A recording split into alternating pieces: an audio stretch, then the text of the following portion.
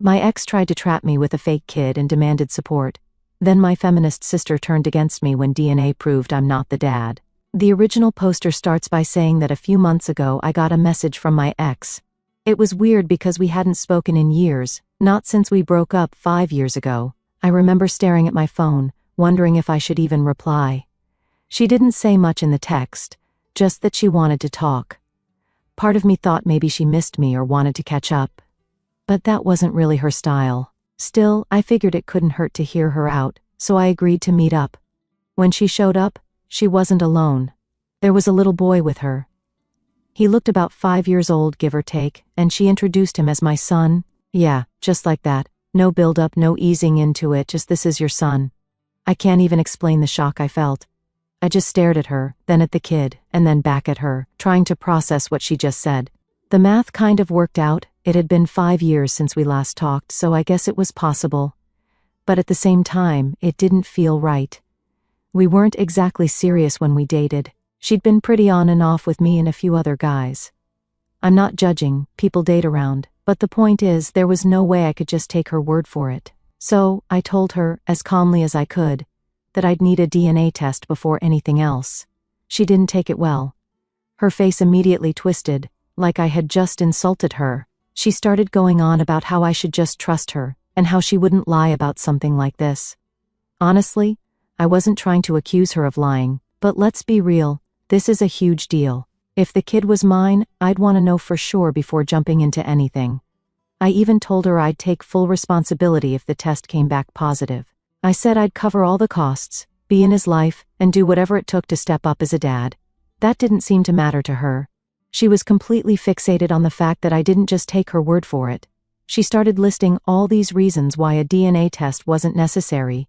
First, she said it was too expensive, which didn't even make sense, because I offered to pay for it. Then she said it would be traumatizing for the kid.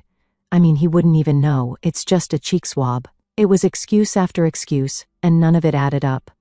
When I didn't budge, she switched tactics. She called me a deadbeat, and accused me of trying to dodge my responsibility. She even dragged my family into it, calling my parents and telling them I was refusing to support my own child. That part really pissed me off because now my mom was blowing up my phone demanding answers. I tried to explain everything to her, but she wasn't exactly neutral. She kept saying things like, "If there's even a chance he's yours, you need to step up." Eventually, I put my foot down. I told my ex we weren't going any further until the DNA test was done, period. She acted like I was the worst person in the world, but I stood my ground.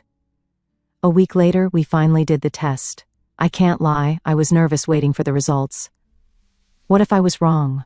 What if this kid really was mine? I started thinking about how my life would change. Would I have to co-parent with her? How would I explain this to future girlfriends? It was overwhelming, but when the results came back, I couldn't believe it. I wasn't the father. I felt a weird mix of relief and anger. Relief because I wasn't ready to be a dad, especially not in this way, but anger because she'd put me through so much stress for nothing. I called her as soon as I got the news, thinking she'd just accept it and move on. Instead, she flipped out again.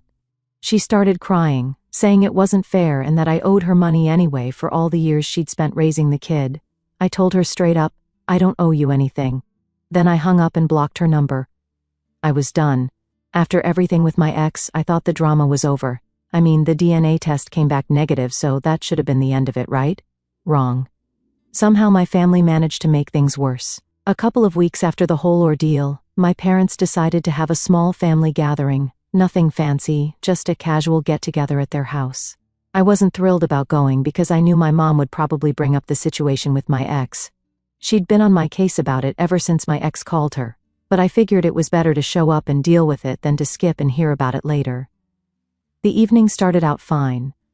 My brother and I were hanging out in the living room just catching up. At one point, he brought up the situation with my ex. He started cracking jokes about it, which honestly made me laugh. I know it might sound bad, but after all the stress she put me through, I felt like I deserved a moment to laugh about how ridiculous the whole thing was. My brother was on fire, coming up with jokes like, "Man, she really thought she could pull a Maury move on you." We were both dying, and even one of my friends who was there joined in. Then, out of nowhere, my sister stormed into the room. She looked absolutely furious. Before I could even say anything, she got in my face and started yelling. "Are you seriously sitting here joking about this?" she snapped. "You're mocking a poor woman who's been struggling to raise a child on her own. Do you even realize how cruel that is?" I was so caught off guard that I didn't even know how to respond. My brother tried to step in, saying it was just a joke, but that only made her angrier. She turned on him too, calling him immature and insensitive. At one point, she actually pushed me against the wall. It wasn't hard or anything, but still, it was enough to make everyone in the room stop and stare. My friend looked like he wanted to intervene, but I shook my head, signaling him to stay out of it. After her little outburst, she stormed out of the room, leaving everyone awkwardly quiet. My dad eventually tried to break the tension by changing the subject, but the vibe was ruined. I stayed quiet for the rest of the night, not wanting to stir up more drama. Later, when the party was winding down, my sister cornered me in the kitchen. She'd apparently dragged my parents in there too, because they were both standing behind her like backup. I could tell this wasn't going to be a friendly chat. She crossed her arms and started going off about how awful I was for putting my ex through a DNA test. According to her, I oppressed my ex by making her prove herself. She actually said I was contributing to the systemic mistrust of women. I couldn't believe what I was hearing. "You forced her to be a single mom," she said, glaring at me like I'd committed some kind of crime. "You have a moral obligation to help her, whether the kid is yours or not." At that point, I lost my patience. "Are you even listening to yourself?" I shot back. She lied about me being the father. Why should I take responsibility for a kid that's not mine? My sister didn't back down. She claimed I probably tampered with the DNA results because men can do whatever they want. She also said the whole idea of a test was dehumanizing to my ex. My parents, who had been mostly quiet until now, finally chimed in. My dad said he didn't agree with my sister but did think the jokes earlier were a bit cruel. My mom, on the other hand, was more on my sister's side. She said something about how women don't usually lie about these things, and maybe I should have been more understanding. My brother, bless him, jumped in to defend me. "Mom, are you serious?"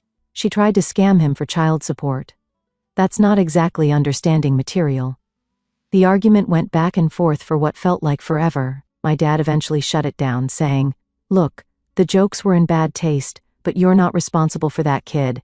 Let's just leave it at that." But my sister wasn't done. She pointed her finger at me and said, "I'm not talking to you again until you take responsibility for what you've done." "What I've done?" I asked, genuinely confused. "What about what she's done?" She lied, harassed me, and tried to ruin my reputation. "That doesn't matter," she shouted. "A woman's word should come first." At that point, I realized there was no reasoning with her. She'd already made up her mind that I was the bad guy. I walked out of the kitchen, not bothering to argue anymore. My brother followed me, muttering something about how she'd lost her mind. I tried to put the family drama behind me, but my sister wasn't letting it go. She was dead serious when she said she wasn't talking to me until I took responsibility. At first, I thought she just needed time to cool off and see reason, but nope, she doubled down. She completely cut me off, unfollowed me on social media, and even stopped showing up at family dinners if she knew I'd be there. Honestly, I was fine with the silent treatment. It was better than arguing. But then things escalated. One day, I was at work, just going through my usual routine, when my phone started blowing up. First, it was texts from coworkers. Then it was calls from my boss. Apparently, my sister and my ex had shown up outside my office with a giant handmade sign that had my face on it. The sign said, "Deadbeat dad, abandoned his child." They were parading it around for everyone to see, yelling about how I was a horrible person who refused to support my son. I can't even describe how humiliating that was. My coworkers were staring out the windows, taking pictures, and whispering to each other. My boss called me into his office and asked what the hell was going on. I tried to explain the situation, but I could tell he wasn't happy. He told me point blank, "I don't care what your personal drama is, but if this happens again, you're out. We can't have this kind of distraction here." When I left his office, I was furious. I went outside and confronted them. My ex started crying, saying I'd ruined her life, and my sister just stood there with her arms crossed, glaring at me like I was the scum of the earth. I told them both to leave, or I'd call the cops. My sister had the audacity to laugh and say, "Go ahead, show everyone how you silence women." At that point, I was done trying to reason with them. I went back inside, grabbed my phone, and called my lawyer. I explained everything, how they'd been harassing me, showing up at my workplace and spreading lies. He told me we had more than enough to file a cease and desist order, and if they kept it up, we could take it further. When my sister found out I was getting a lawyer involved, she lost it. She posted this long rant on social media about how I was trying to weaponize the legal system against a single mom and my own family. She said I was proving how entitled men are by refusing to take responsibility. My ex jumped on the bandwagon, posting about how I was ruining her and her son's lives. She claimed she just wanted what was fair, and that I was using my privilege to escape accountability. The worst part? Some people actually believed them. I started getting messages from random strangers calling me a monster and telling me to do the right thing. A few extended family members even reached out, saying things like, "Are you sure the DNA test was accurate? Or maybe you should help her out just to keep the peace." The only people solidly on my side were my dad and my brother. My mom was trying to stay neutral, but she kept saying things like, "Maybe there's a way to work this out without all the fighting." My dad, on the other hand, was pissed. He told my sister she was being ridiculous and that she needed to back off, but of course, she didn't listen. About a week later, I woke up to find my ex and sister had taken things to the next level. They'd made a public post on a community Facebook page, complete with pictures of me and the sign they'd made. The post was basically a full-blown attack, accusing me of being a deadbeat dad and saying I was hiding behind lawyers to avoid supporting my child. It got a ton of comments, most of them from people who didn't even know me, saying things like, "What a loser, and how can people like this live with themselves?" At this point, my lawyer told me we needed to take immediate action. He drafted a legal letter for both of them, outlining all the ways they were harassing and defaming me. The letter made it clear that if they didn't stop, we'd take them to court. When my ex got the letter, she freaked out. She called me, crying and begging me to drop it. She said she'd take back everything she posted and promised to leave me alone if I didn't follow through. She even tried to guilt me, saying I was ruining her and her son's lives, but I'd had enough. I told her, "You had your chance to stop this, you didn't take it." As for my sister, she was just as stubborn as ever. She called the letter a bluff and posted about it on social media, claiming I was trying to silence women. She said the legal system was rigged in favor of men, and that I was using it to punish her for standing up for what she believed in. She even posted screenshots of the letter, trying to rally support from her followers. My lawyer and I took screenshots of every single post she made. It was all evidence, and she was handing it to us on a silver platter. Eventually, the community page moderators took down my ex's post after I sent them proof that her claims were false. That was a small win, but the damage was already done. I still had coworkers giving me side-eye and extended family questioning my character. But at least the tide was starting to turn. People were beginning to see that my ex and sister were going way too far. Meanwhile, my sister started realizing she was losing support. A few of her friends told her to back off, and some of our relatives called her out for taking things too far. But instead of stopping, she doubled down. She kept posting, kept making a scene, and kept dragging my name through the mud. At this point, I knew it was only a matter of time before everything blew up in her face. After sending out the cease and desist letters, I thought things might finally calm down. I mean, who would keep pushing after getting legal papers? Turns out, my sister and ex would. Instead of backing off, they ramped things up, mainly on social media. It was like they saw the legal notice as a challenge instead of a warning. My sister went on her platforms, ranting about how I was trying to silence her for standing up for a single mom who was abandoned by a deadbeat dad. She made it seem like this was some David versus Goliath situation, where I was the big bad guy abusing my power. My ex, not to be outdone, started posting about her poor son being abandoned, and how she was just fighting to give him a better life. She talked about how I was weaponizing the legal system against her, claiming I was ruining her child's future by refusing to help financially. Of course, she left out the part where the DNA test proved the kid wasn't mine. It wasn't just their posts that made things bad. They encouraged their followers to harass me too. I started getting DMs from random strangers calling me a loser, a coward, and worse. People were commenting on my profile pictures with things like, "Deadbeat and take care of your kid, jerk." At one point, someone even tried to review bomb the company I worked for, claiming they employed a known abuser. The thing is, I wasn't just dealing with the public drama. Behind the scenes, my family was still divided. My dad and brother had my back 100%. My dad even threatened to cut off my sister financially if she didn't stop. My brother, meanwhile, made it his mission to troll her posts, calling her out for her lies. But my mom was more complicated. She kept trying to mediate, saying stuff like, "Can't we all just sit down and work this out? Or maybe if you just apologized, this would blow over." I had to remind her that I had nothing to apologize for. My ex lied, and my sister chose to side with her despite all the proof. As the weeks went on, my lawyer and I collected every single post, comment, and message they made about me. It was honestly like they were trying to build my case for me. My ex was especially reckless. She'd make claims like, "He admitted to me in private that he's the dad but refuses to help." Total lies. She even posted a picture of the DNA test results, claiming they were fake. My sister, meanwhile, was spouting nonsense about how I was a textbook example of male privilege. At first, I thought all this social media nonsense was just annoying, but my lawyer pointed out how useful it was.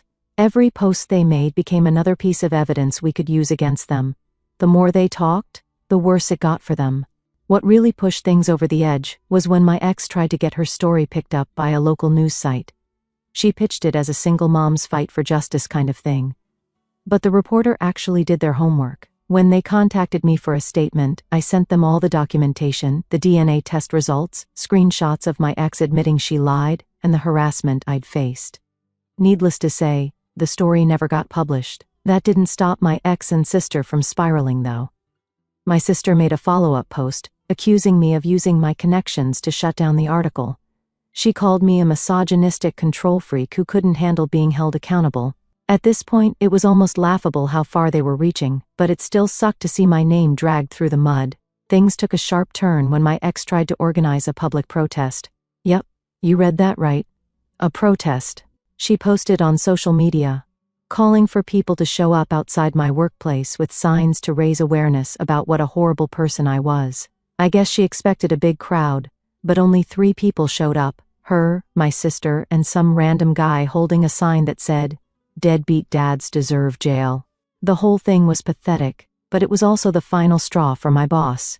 He called me into his office again and told me flat out, "If this happens one more time, you're fired. I don't care who's right or wrong, I just can't have this disrupting the office." After that, my lawyer said it was time to escalate things. He filed the harassment lawsuit we'd been preparing. The suit included everything: defamation, workplace harassment, emotional distress, you name it.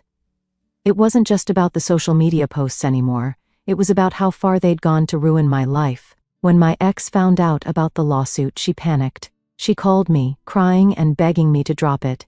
She said she'd delete all her posts, stop contacting me, and take back everything if I'd just leave her alone. But I was done being the nice guy. I told her, "You had every chance to stop this. Now you'll have to deal with the consequences." My sister, on the other hand, didn't back down right away. She kept posting, insisting that I was bluffing, and that I'd never actually go through with a lawsuit. She even mocked me in one of her posts, saying, "What's he going to do, sue his own sister?" Typical fragile male ego. But as the court date got closer, her confidence started to crack. Our extended family was getting involved now, and most of them were on my side. Even people who'd initially stayed neutral started calling her out, asking why she was going so far for a lie. My mom tried to talk to her, begging her to stop before it ruined her reputation, but my sister just accused her of enabling the patriarchy. Yeah, it was that bad. By the time the court hearing was set, my ex realized she didn't have a leg to stand on. She agreed to settle out of court, offering to pay damages in exchange for dropping the case. My sister, though, was left out in the cold. She had no legal grounds to stand on, and no one to back her up anymore. She'd gone all in on this crusade, and now she was facing the consequences. By the time everything came to a head, my ex had accepted reality. She caved and agreed to settle out of court, offering to pay for the damages she'd caused as long as I didn't push for harsher consequences. Honestly, I didn't care what she offered at that point. I just wanted her out of my life. She signed an agreement promising to delete every post, never contact me again, and cover the legal costs for the trouble she caused. The damage she did to my reputation at work and online was something I'd have to deal with, but at least she was out of the picture for good. That left my sister. She refused to back down, even after my ex bailed. In her mind, She was standing on some sort of moral high ground. She was still convinced that I was the villain in this story, and that I was punishing her for fighting for what she believed in.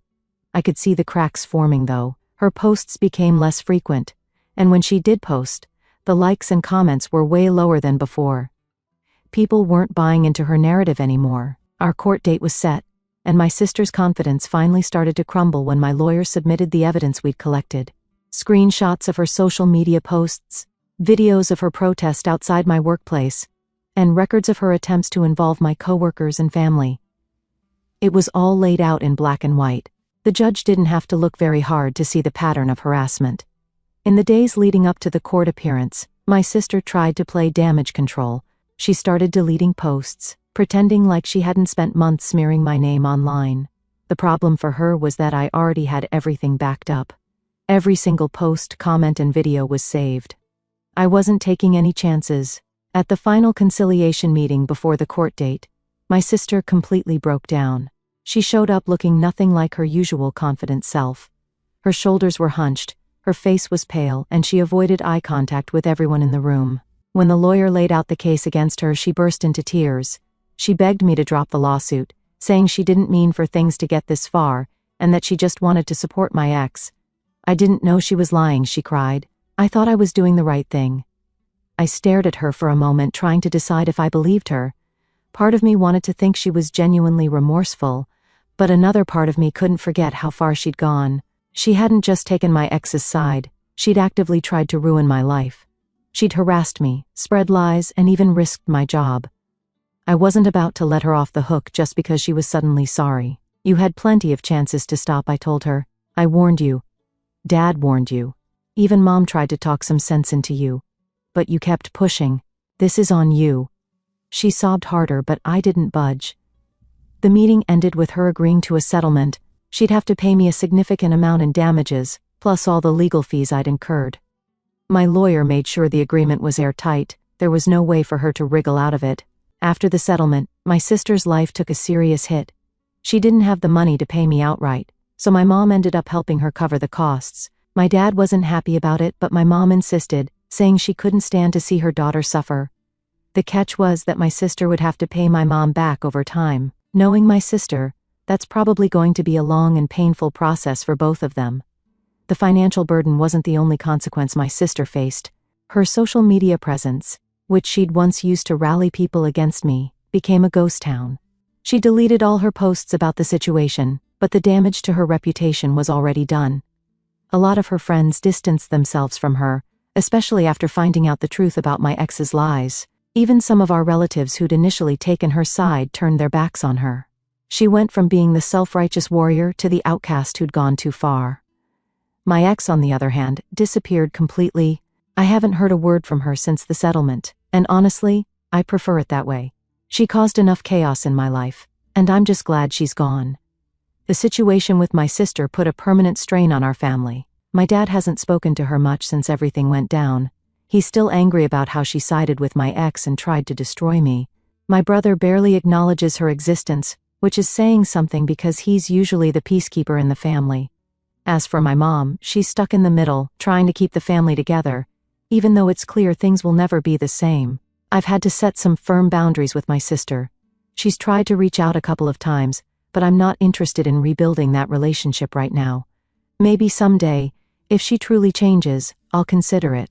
But for now, I'm focusing on the people who actually support me.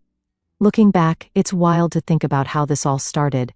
My ex showed up out of nowhere, claiming her son was mine, and somehow it spiraled into months of chaos. If I hadn't insisted on that DNA test, who knows where I'd be right now, probably paying child support for a kid that isn't even mine. This whole ordeal taught me a lot about people. It showed me how far some will go to manipulate others, and how easily others can be swept up in lies. It also reminded me of the importance of standing your ground, even when the odds feel stacked against you. I won't pretend I handled everything perfectly. Maybe I shouldn't have joked about the situation with my brother. Maybe I could have tried harder to de-escalate things with my sister. But at the end of the day, I did what I had to do to protect myself, and I don't regret it. Now that everything is settled, I'm trying to move on.